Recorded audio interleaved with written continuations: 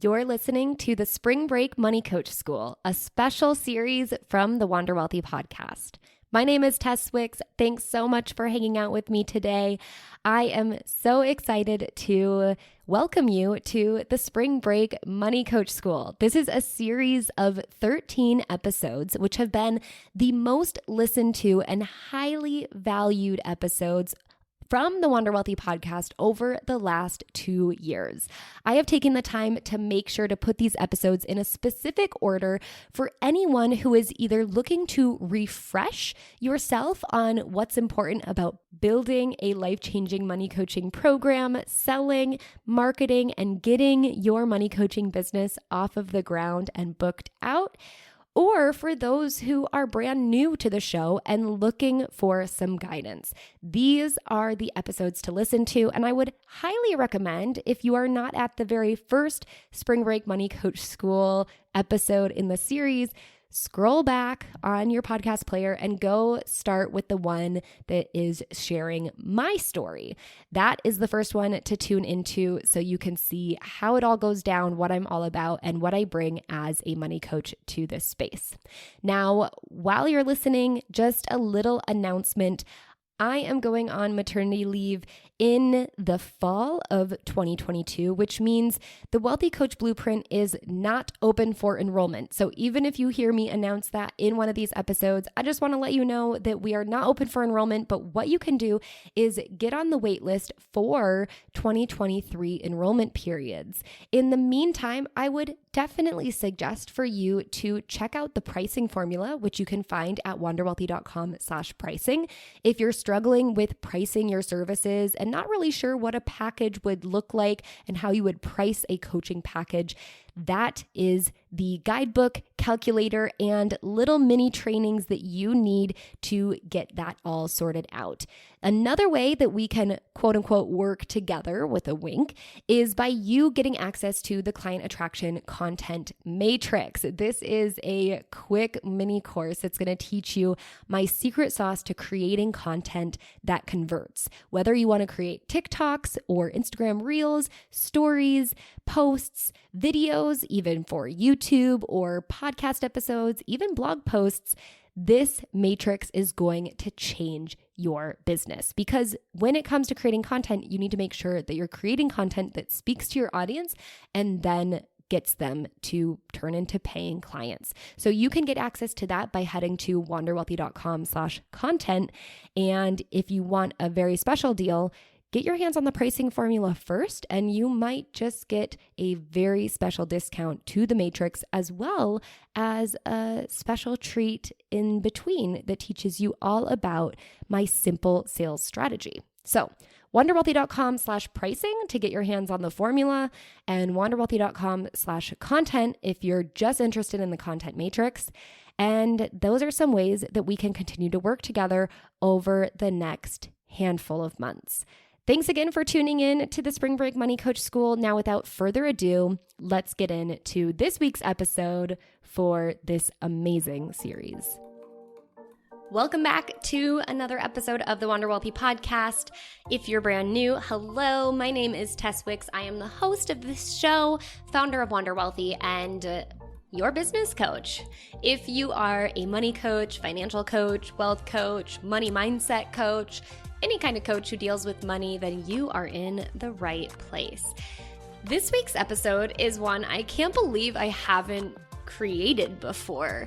It's something that we dive into in the very first phase of the Wealthy Coach Blueprint because it is so important to touch on. And if you don't know, the Wealthy Coach Blueprint is my 12-week business coaching program specifically for coaches who deal with money.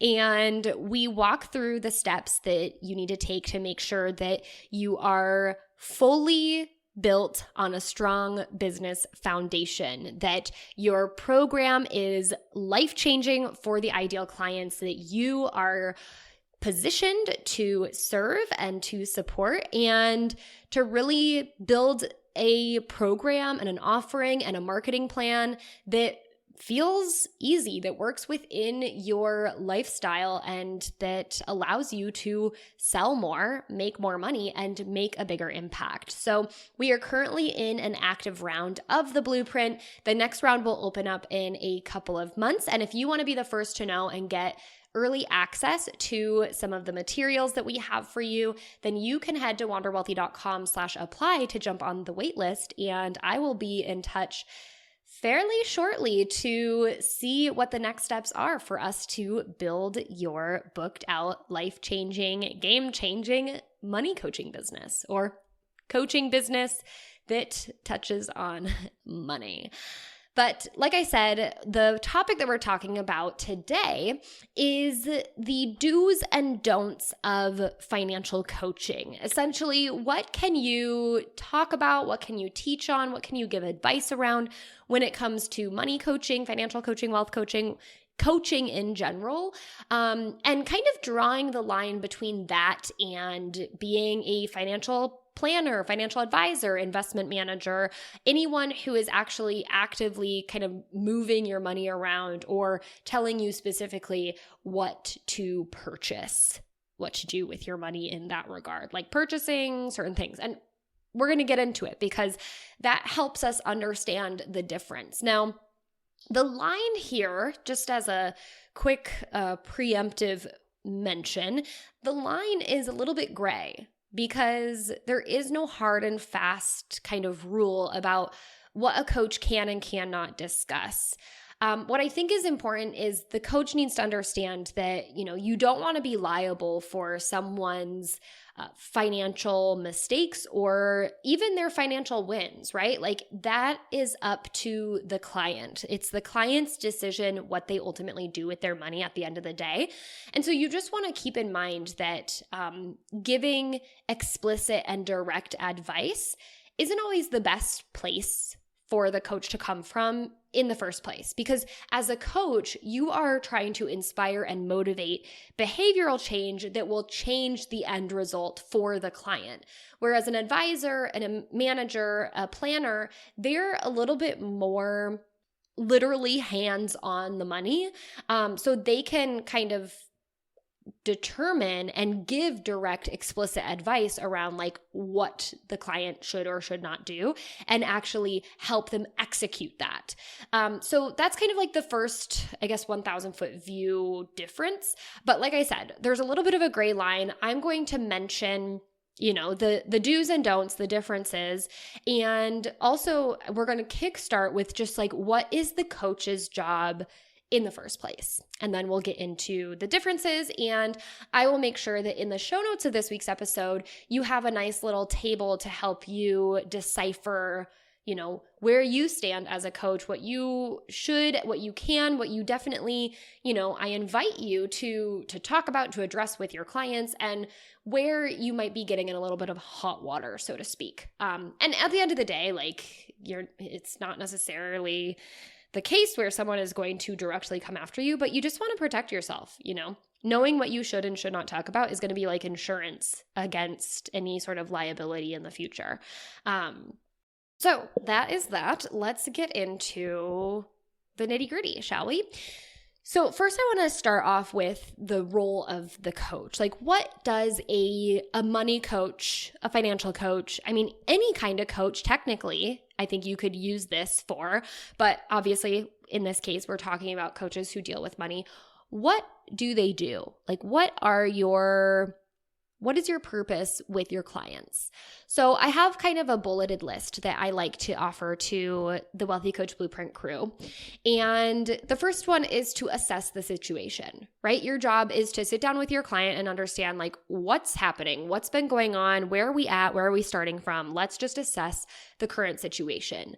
Okay, so you're looking at the numbers, you're looking at the situation, you're understanding the behaviors that maybe have gotten them there. And that comes into the next step, which is asking powerful questions. By the way, if you don't have like a notebook and you're not taking notes, get a notebook, get a pen, you can hit pause, come back to this, because this is all going to really help you craft your coaching approach with your clients. But it's also going to help you understand like where's the go line? Where am I in the green? Where am I good? And where do I want to maybe avoid? So the coach's purpose is to first assess the situation, just like take inventory, take an audit, see where you're at, and then ask powerful questions. And these powerful questions oftentimes help determine like, for what purpose, for what reason are we here today? Like, what has been getting in the way? What's going on in your life that has put us in this current situation? What do we like about that? What do we don't like about that? What else? Tell me more. And just like really getting into it and understanding, seeking to understand where your client is coming from. The next step, or the next, these aren't even step by step, but the next piece is the coach's job is to help determine your client's goals. Now, help, that's not necessarily to determine your client's goals for them, but to help your client determine their goals. Like, what is important? What is top priority? What do they want to achieve in the next year, in the next month, in the next 3 years, in the next 10 years? Really bringing that into the light, because if we don't know where we're going, how do we know what step we should take right now, here today, right? So taking your clients through a process, maybe you have your own, maybe you want help with that. We can help you inside the Wealthy Coach Blueprint. But taking your clients through a process to determine, what are their goals, what's important to them, and that way you know where you're going. Another key thing that the coach's job is to raise awareness. So what I think is probably the most impactful thing that a coach can do for their clients is just to help the client become more aware about their finances, about the ins and outs of their money, like literally what is coming in and what is going out, to help the client build that top of mind awareness about their money and how they feel about it, how they think about it, what is their relationship with it. The next piece for the coach, the next job of the coach, is to identify gaps. So this can be gaps in terms of behavioral gaps, like when you go through and ask those powerful questions and you start to witness and pay attention to your clients. Like, this is going to probably happen over the course of weeks or months. The coach is going to start to identify, where is the client getting stuck, or what is the client missing in order to get to the goal that they want to achieve. But the coach can also identify gaps simply by providing this like third-party point of view on their finances. So on the first day, you might be able to look at their bank account statement, their credit card statement, and say, hey, did you realize that you're spending this thing on this thing? Do you even care about that? Do you even use that? What's going on? Tell me a little bit about it. And that might be a gap in their budget where they're, seeing money, get flushed down the toilet because they're not actually using whatever that thing is. And the coach can, again, bring awareness to it. But first they identify the gaps and then they bring awareness. The next job of the coach is to help remove indecision. This is another one that I think is like so valuable to have a coach, because a lot of people get stuck and a lot of people don't end up achieving their goals simply because they just don't know what step to take, or simply because they are stuck between options and they're feeling a little bit paralyzed. Analysis paralysis is real. So they feel a little bit paralyzed about what to do first, what to do next, and which decision is going to be the best decision for them. Now, your job as the coach isn't necessarily to say, make this decision, but it's to help bring the options to the surface and to have a conversation with the client to think through like which option is going to be the best, and then setting a due date to make that decision so the client can, for lack of a better phrase, like shit or get off the pot, right? So the client can take the decision, move forward, and then readjust from there. It's kind of the idea of like, even if the decision is the wrong decision, at least they're failing forward instead of just not moving at all. The next job is the coach is meant to offer direction and guidance. So similar to removing that indecision, you're going to provide those options and offer some direction, right? So like, okay, here are the options. Here is what we have available to us. Now we're going to, you help them make the decision, and then you help them stay on the right path. So you help them keep in perspective, is the goal? Why are we doing this? Because let's be real, changing financial habits and behavior is difficult. And you really need help. Anyone needs help to stay on track and to be reminded, like, why are we doing this in the first place? Because there's going to be days where it's not going to be fun anymore, where you're going to lose that motivation, because motivation isn't just something that we all intrinsically have. We have to create it for ourselves a lot of the times. So the job of the coach is to offer the direction to keep the client on the path that they chose, and to provide that guidance, okay, these are what the next steps are now that we've chosen this path. The job of the coach, the next one, is to acknowledge positive behavior. So this is something, I kind of mentioned this in last week's podcast when I did my little rant, just about how there is a coaching practice where you can pull at the client's shame and guilt and use that to motivate them. And it's just not one that I see as the most positive or productive way to coach individuals, because there are people who will have long-term negative trauma with that kind of approach. And going more the positive route is definitely one that doesn't have a lot of long-term negative effects, even if there are short-term positive effects. So acknowledging positive behavior is something that is so important. And the reason is getting better with your finances is a long-term process. It's a marathon. It's not a sprint. Just like, working on building a business. It's a marathon. It's not a sprint. So great, awesome things aren't going to happen overnight. You're not going to pay your debt off overnight. You're not going to get a raise overnight. You're not going to save your $100,000 overnight, right? It takes time, and it takes a change in behavior to get there.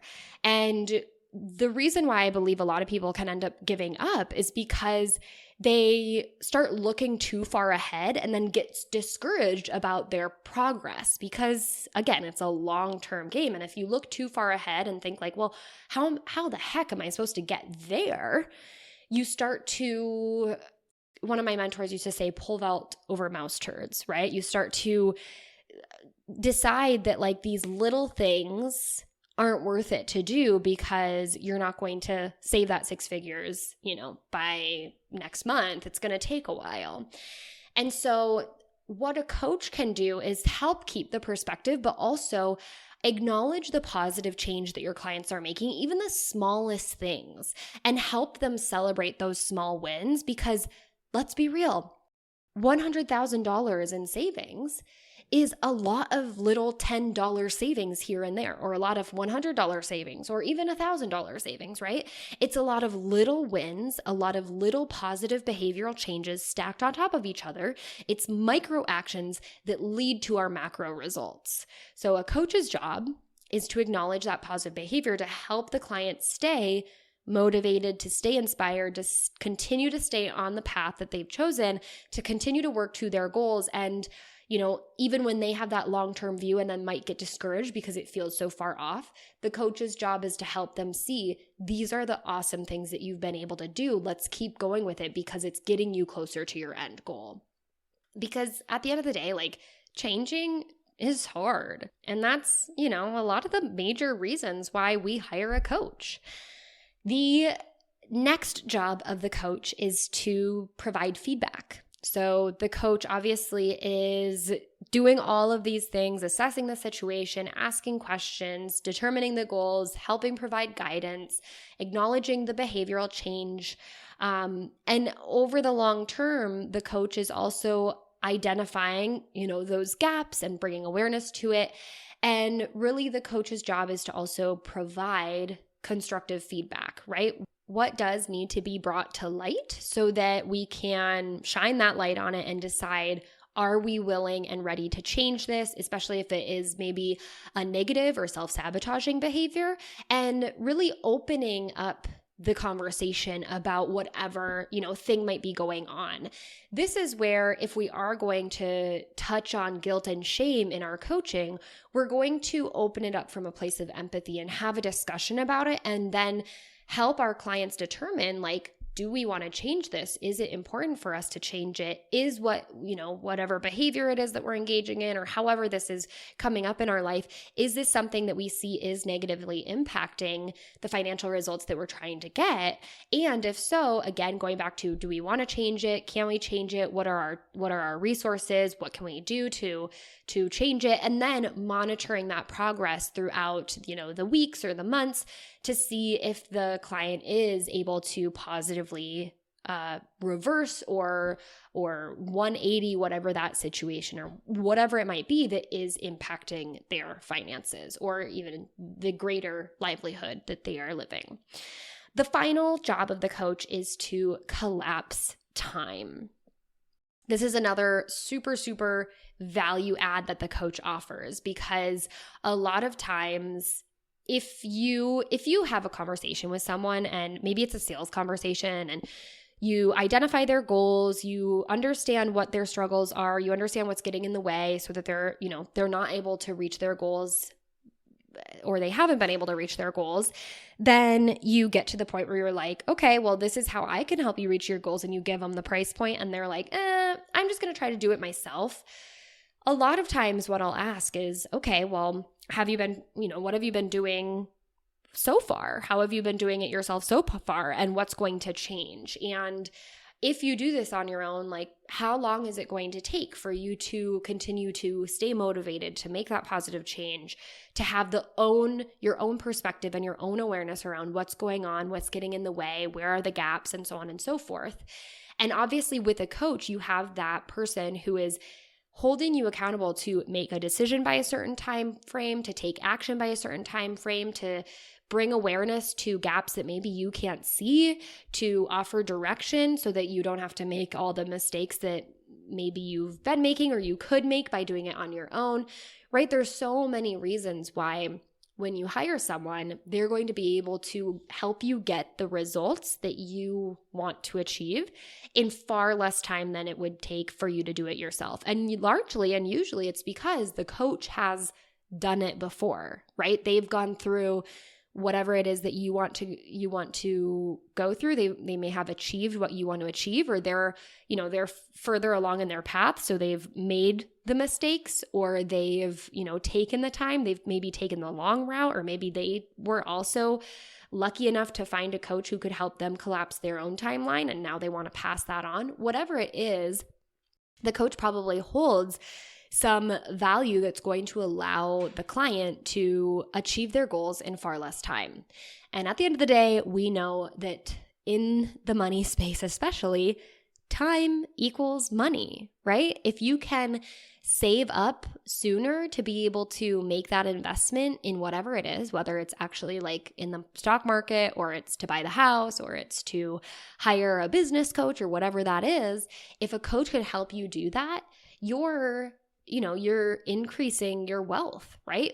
If you buy the house sooner, you can pay it off sooner so that you can do something else sooner, or you can decrease the cost of living sooner because maybe you're going to be paying less in the mortgage and all of that than the rent. I don't know, whatever that looks like for you. If you invest in a business coach sooner, you'll be able to get your business up and running and be making some money sooner that you can then take and invest sooner or save sooner, which then opens up more doors sooner. You get the picture, right? Like there's a ripple effect that happens. And when we can collapse time, we can turn the time that we would have had, continued to spend on reaching our goals. We get to take that time and turn it into money. And that is powerful. So this is the job of the coach. So now if we take this and we identify the difference between a coach and a financial advisor, planner, manager, it can also help us to see how our job can be complementary to a financial planner, advisor, and manager, and also understand the differences. So in short, the main focus of a money coach, financial coach, wealth coach, even money mindset coach, but obviously this is going to be tweaked if you're fully only focusing on mindset. But the main focus is to address the fundamental financial needs of your clients. to help your clients set, work towards, and achieve their day-to-day and short-term financial goals, and to be really focused on the behaviors and habits of your clients. Now, the coach can choose whether they're going to be super comprehensive in their coaching and really focus on all different facets of the individual's personal finances, or specialize in one specific area. Maybe it is like student loan debt forgiveness, or maybe it is purchasing a home or something like that. This is the focus of the coach. Now, on the other end, there is the planner, advisor, and manager, and their focus is typically on longer term goals. They're going to have a little bit more of a focus on the products that potentially their clients are going to purchase, like insurance products, investment products, and assets, right? And a planner, advisor, manager, they can also be a comprehensive planner and look at the full financial picture, or again, they can specialize in one area or another. Now, I want to make sure that I add that some planners, advisors, and managers do also have some coaching services. They provide a little bit more day-to-day, short-term behavioral coaching along with their planning and advising. And that is, that's definitely beneficial to them to really help their clients make sure that they're managing the day-to-day finances, as well as their, maybe they have lots and lots of money in savings for various reasons. But not every planner, advisor, manager offers this, and largely because the way that typically planners, advisors, and managers make money is either through selling specific assets and products, or through like an annual assets under management fee. And so obviously the more assets their clients have, the more money the planner makes. Now there are some that have other types of fee structures where they just charge for the financial plan. And then they charge kind of like a monthly or an annual fee.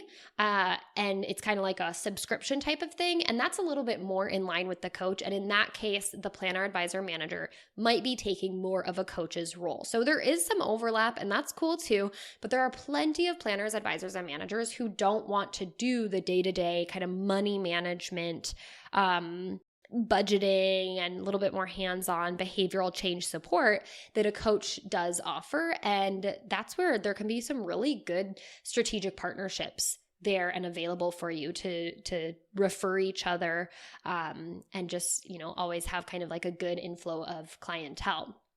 So moving on to the approach of the coach is obviously to be more hands-on, to provide support and accountability whenever the client needs it. And the coach really takes a done with you process where the coach doesn't have their hands in the client's finances, right? They can't move anything or have any control about what the client buys and, how much they're spending, obviously. It has to be a done with you process so that the client comes to the table and agrees to do the work, take the action. The coach just helps with the guidance and ensuring that they are making a decision by a certain time point, taking the action they need to, and so on and so forth.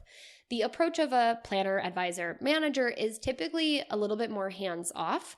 They might do check-ins periodically with the client. Maybe it's like quarterly or even only annually. It's a little bit more transactional, right? This is what you expect from me. As long as you do your thing, send the money over this way, we'll get it invested, we will take care of it. And it's a little bit more of a done for you process. Obviously, there are certain regulations and designations that a planner, advisor, manager needs to have in order to be able to have that more it's not necessarily hands-on. It's hands-off, but done for you. So they just kind of like take ownership. And to be able to say, this is what you should buy, this is what you should not buy, these are the best decisions for your situation. Do you want me to execute it? And then the client says yes, and then you go forward. Next is the topics and the resources that the coach covers versus the planner, advisor, and manager. So the coach typically covers things like budgeting, debt reduction, credit, could be bankruptcy, goals-based savings, large purchases like a home and a car, making extra income, negotiating a salary, and also, of course, money mindset and the many different aspects that money mindset covers. So again, a lot of these are kind of day-to-day, shorter-term savings. Obviously, some are long-term, but they're a little bit more, these things are going to be impacted by the day-to-day behavior. And through understanding the behavior of the client, the coach can help them get the results that they're looking for in any of these categories. The planner, advisor, manager is a lot more focused on sometimes cash and debt management, although this is usually fairly minimal. They will touch on insurance products, investment products, retirement planning, and estate planning. And you can see that all of these, kind of going back to the focus, all of these are a lot more long-term goal focused. And so they're just as important as those short-term goals, but they're sort of two separate things. And again, I always need to mention this again and again. A planner, advisor, and manager can cover some of the things that a coach does. It's just not always in their best interest. It's not always going to be like the money-making thing. And we can't fault them for that, because it's also valuable for them to focus on those long-term things, on those, more complex topics, and for the coach to focus on more of the, not necessarily less complex topics, but more of the behavioral day-to-day, just like topics that are also just as important, but are very different from those longer term planning topics. Lastly, the coach and the planner, advisor, manager, another thing that they'll typically do is education. Now, what a coach can do, or what they will typically touch on in terms of the education, can be all of the topics that that I mentioned, with budgeting, debt reduction, credit, especially credit. I think that can be really hard to wrap your mind around. Goals, large purchases like buying a home, what is a mortgage, all that good stuff, purchasing a car, extra income, negotiating. The education can be there, but any of the more, quote unquote, complex topics, the coach can also provide education in. So those might be employer benefits, insurance, investments, retirement, educating behind that. Like, why do we have this? What is the importance of this? What do these terms mean? What's the difference between a Roth IRA and a traditional IRA? All of that good stuff. The planner, when it comes to education, typically is going to be really high level. Whereas I think what a coach can provide is really bringing the education down to the level of where the client is at and helping them understand it in like layman's terms. Typically, planners, advisors, and managers, they have that unconscious competence where they're so competent in the area, and this is like it's literally their job. They talk about this all the time. It can be hard to remember, especially depending on the breadth of their clientele. Some clients are going to pick up on those more complex terms and totally understand what they're getting into, whereas others might not, but the planner may not have the educational materials to give an offer to the clients. Now, again, that's not necessarily always the case. Some do a great job at educating. Some have resources and materials that are okay, depending on who it is given to. So this is very much painting with a broad brush, but I think it helps us see where the differences lie. Now, moving on to the do's and don'ts. The do's of a money coach are the following. Do help your clients set goals and identify their top priority and maybe sub priorities. Do calculate your client's net worth. Do develop a budget. Do work on spending behavior. Do make a spending, saving, debt reduction plan, whatever kind of plan that needs to be made there. Do offer mortgage loan analysis, helping the client compare and contrast between maybe some different options that they have been provided, and helping them see, okay, what does this mean for your day-to-day budget? What is the difference here? Do talk about salary negotiation. Do offer coaching to help the client make some extra income. So learn is there side hustle coaching, or are we looking at moonlighting? Like, what else can we do to bring in some extra income that'll help us reach our financial goals? And do is you can definitely work on money mindset if that is something that you want to cover and feel capable of tackling. In terms of the don'ts, don't give investment advice. Don't suggest, specific ETFs to invest in. Don't suggest specific individual stocks to invest in. Sometimes you don't even want to say like you should invest through a Roth IRA versus an IRA, because at the end of the day, that's the client's decision to make. What you can do is say, this is what it looks like if you invest in a Roth IRA. This is what it looks like if you invest in an IRA.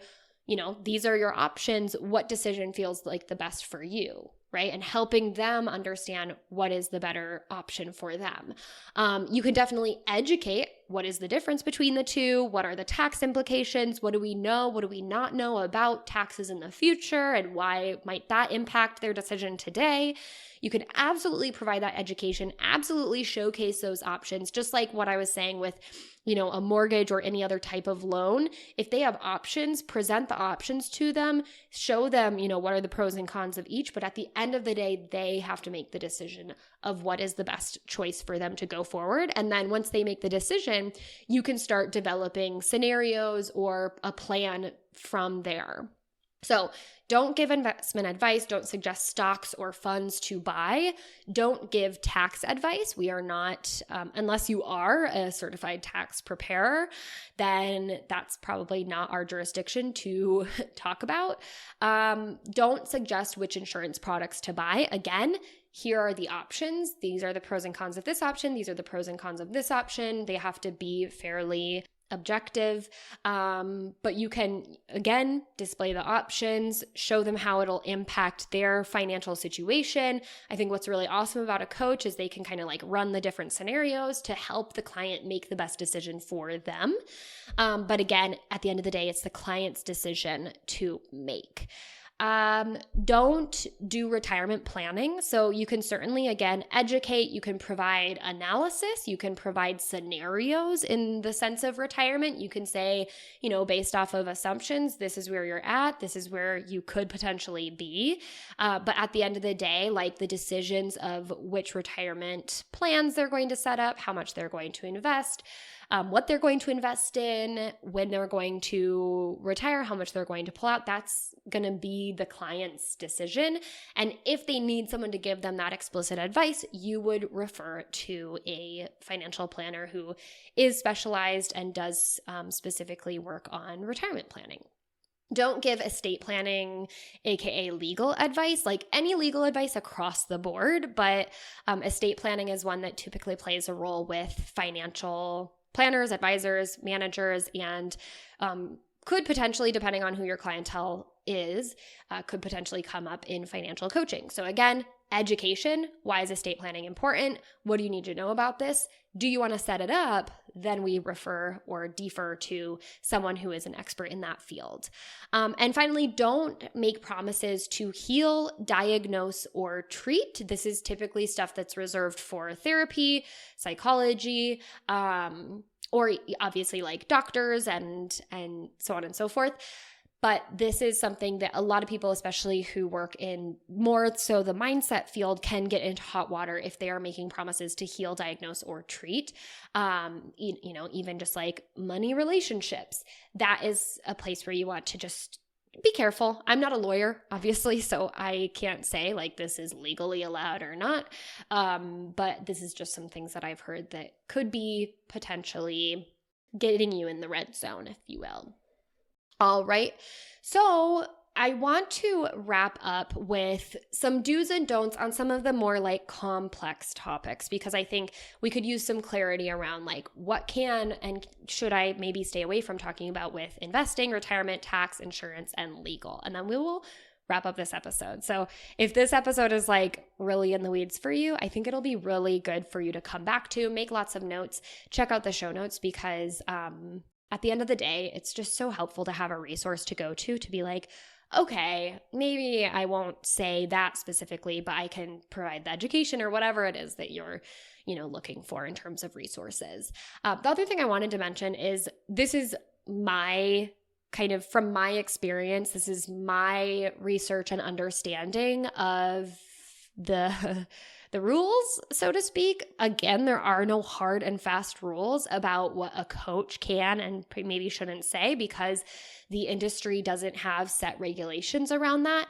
But understanding what a advisor, planner, and manager, what they do, and understanding like what you do need to be designated for to address, and what you what is regulated. And obviously, like, if you're talking about that but you're not necessarily in the regulated industry, then maybe it's not something to be talked about in that way. That's kind of where I am going with this. That's what I've gathered from my own research, my own experience, and even talking to others. So as we wrap this up, I'm going to go through the do's and don'ts of investing, retirement, tax, insurance, and legal. So investing, you definitely can educate about what investing is, what stocks are, what bonds are, what ETFs are, or mutual funds are, providing investment education, because that is so severely lacking, and helping the client understand, like, how does this apply to my life, right? You can help the client learn how to find and understand fees, what options are available to them, right? Like, what are these different accounts? What does this mean? But obviously on the don't side is make suggestions for asset allocation, recommend individual stocks, bonds, ETFs, funds to purchase, make predictions or guarantees on what will happen with your client's investments or the markets. You always want to fall back on, if we make this assumption, this is what it could look like. So if you're trying to, provide examples of, like, the very common example, I think, in the financial space is, what happens if Vicky invests for 5 years starting from age 25, and then stops investing at age 30, and her friend Molly starts investing at age 30 and invests, the same amount for the rest of her life. And assuming they are both at age 65, and assuming that they had an 8% annual return, and maybe assuming something else, like how much are they specifically investing, these are what the differences would be. So you can definitely do that, but you just want to make sure you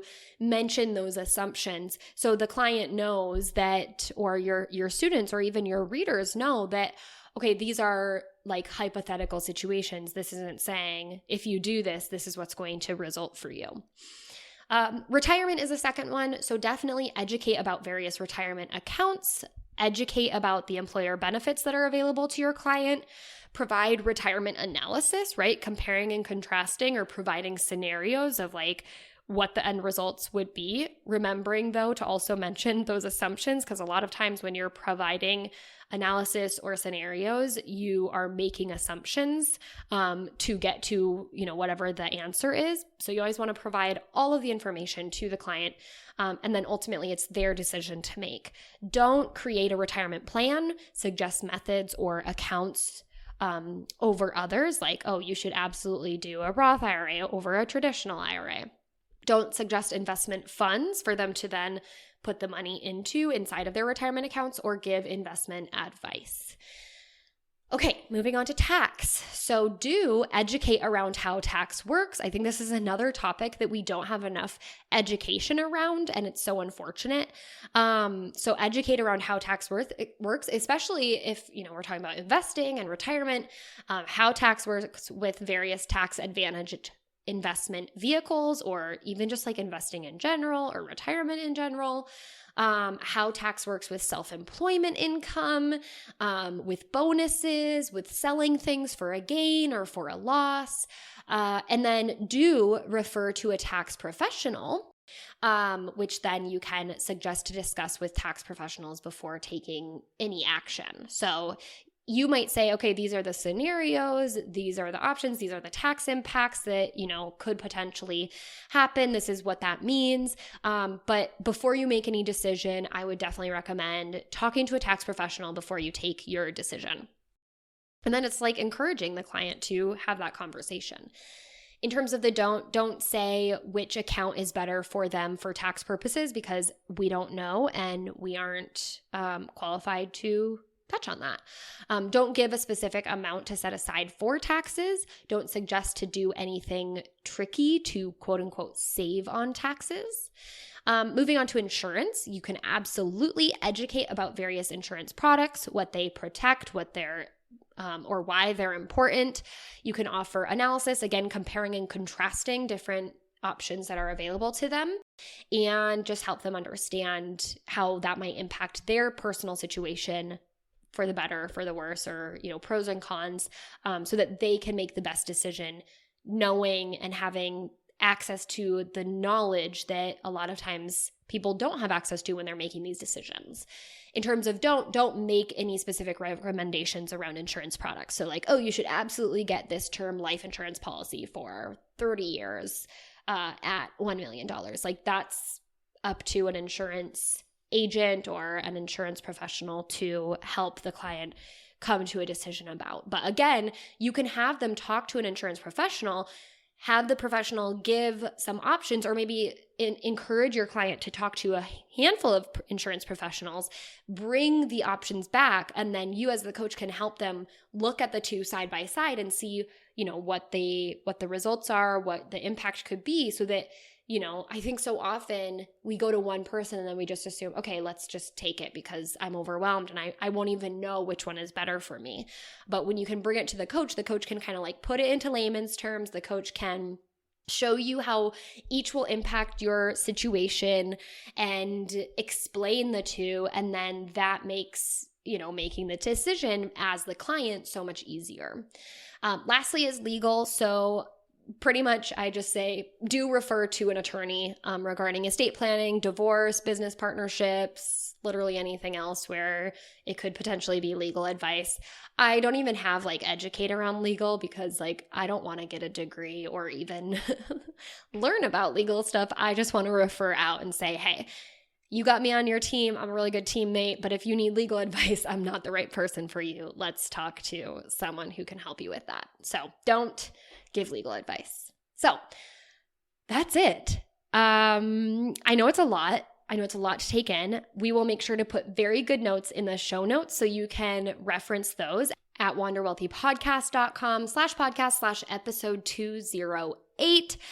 And if you're interested in joining us in the next round of the blueprint, I highly, highly encourage you to jump on the waitlist. Waitlist always gets first preference, first access, and usually a special bonus opportunity when they are signing up for the Wealthy Coach Blueprint. So head to wanderwealthy.com/apply to jump on the waitlist for the next round of the Wealthy Coach Blueprint so you can build your life-changing coaching program perfectly suited for your ideal client so you can make more money and make a bigger impact in 90 days or less.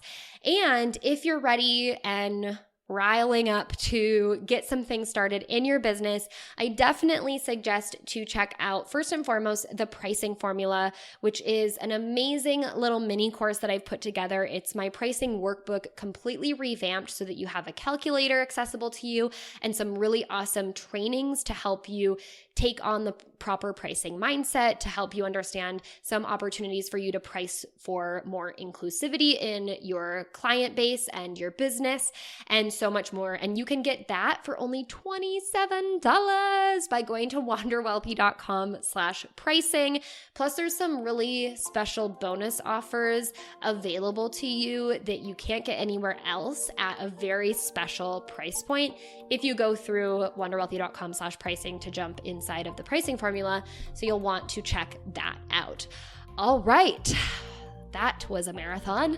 I hope that this was super helpful for you. If you have more questions, hit me up on Instagram. I'm at Tess_Wicks. I love chatting with you and always, always, always happy to address questions, answer any concerns or curiosities. So send me a message there. And until next time, I hope you wander wealthy.